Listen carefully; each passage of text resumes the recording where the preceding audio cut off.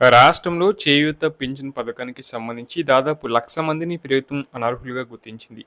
ఈ పథకం కింద ఒంటరి మహిళలు, వృద్ధులు మొదలగు 11 రకాలకు చెందిన వారు లబ్ధి పొందుతున్నారు. ఇందులో అనేక అక్రమాలు జరిగాయనే ఆరోపణల నేపథ్యంలో అర్హులైన లబ్ధిదారులను గుర్తించేందుకు ప్రభుత్వం లైవ్ అథెంటికేషన్ చేపట్టింది. అధికారిక వర్గాల సమాచారం మేరకు ఈ ప్రక్రియలో తాజాగా 1,00,000 మంది అనర్హులను గుర్తించారు.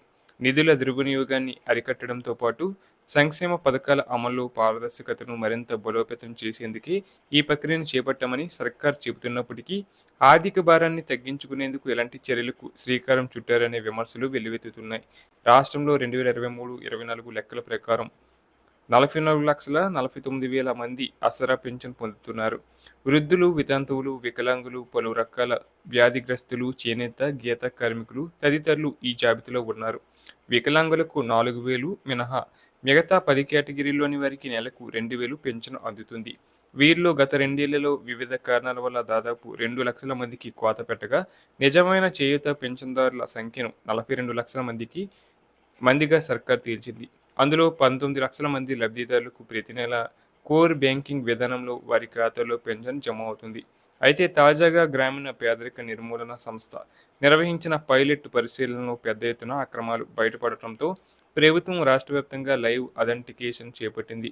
ఈ ప్రక్రియలో మరో 1,00,000 మంది అనర్హులను రాష్ట్ర ప్రభుత్వం గుర్తించింది. వారిలో 70,000 మంది మరణించినప్పటికీ వారి పేర్లపై పెన్షన్లు కొనసాగుతున్నట్లు తేలింది. కాగా మరో 30,000 మంది లబ్ధిదారులు ఆచూకీ లభించలేదు. నమోదైన మొబైల్ నెంబర్లకు పలుమార్లు సంప్రదించినప్పటికీ స్పందన రాకపోవడంతో వారు వాస్తవంగా ఉన్నారా లేక వారి పేర్లపై ఎవరైనా అక్రమంగా పెన్షన్ పొందుతున్నారా అనే అంశంపై విచారణ కొనసాగుతుంది. ఇప్పటివరకు 90% మంది లబ్ధిదారులు ధృవీకరణ పూర్తి కాగా మరో 2 లక్షల మంది ధృవీకరణ మిగిలి ఉంది. సర్కార్ చేపట్టిన లైవ్ అథెంటికేషన్ ప్రక్రియ ద్వారా నకిలీ, డూప్లికేట్, మరణించిన వారి పేర్లపై కొనసాగుతున్న పెన్షన్ చెల్లింపులకు అడ్డుకట్ట పడనుంది. ఫలితంగా ప్రభుత్వ ఖజానాపై పడుతున్న అనవసర భారం తగ్గడంతో పాటు అర్హులైన పేదలకు మాత్రమే సంక్షేమ ఫలాలు అందుతున్నాయని అధికారులు అభిప్రాయపడుతున్నారు. ప్రస్తుతం మిగిలిన 2 లక్షల మంది లబ్ధిదారుల లైవ్ అథెంటికేషన్ను కూడా వేగంగా పూర్తి చేయాలని ప్రభుత్వం భావిస్తుంది.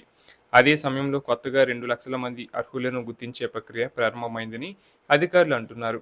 ఇప్పటికే గుర్తించిన అనర్హుల స్థానంలో అర్హులైన పేదలకు నూతనంగా పింఛన్లను మంజూరు చేస్తామని వారు చెబుతున్నారు. అయితే ఈ ప్రక్రియకు సంబంధించి ఇప్పటివరకు ఎలాంటి ఆదేశాలు జారీ కాకపోవడం గమనార్హం.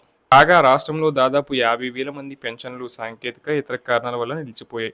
వీటిని రద్దు చేయడమా, సమస్యను పరిష్కరించి కొనసాగించడమా అనే విషయాన్ని ప్రభుత్వం తేల్చుకోలేకపోతుంది. దాదాపు 12,000 మంది లబ్ధిదారులు ఆధార్ వివరాల్లో సమస్యలు ఉండగా మరో 33,000 మందికి బయోమెట్రిక్ ధృవీకరణలో ఇబ్బందులు ఎదురయ్యాయి. వేలిముద్రలు సరిపోకపోవడం, ఐరిస్ స్కాన్ నమోదు కాకపోవడం వంటి కారణాలతో వీరి ధృవీకరణ పూర్తి కాలేదు. ఈ సమస్య ఇంకా కొలిక్కి రాలేదు. అలాగే దాదాపు 5,000 మంది రాష్ట్రం వెలుపల నివాసిస్తున్నట్లు గుర్తించారు. వీరిలో పలువురు ఇతర రాష్ట్ర ప్రభుత్వాల సంక్షేమ పథకాలు ప్రయోజనాలు కూడా పొందుతున్నట్లు ప్రాథమికంగా తేలింది. 700 మంది లైవ్ అథెంటికేషన్కు సహకరించడం లేదు. వీరు పెన్షన్ కొనసాగింపుపై ఆసక్తి చూపడం లేదని తెలిసింది.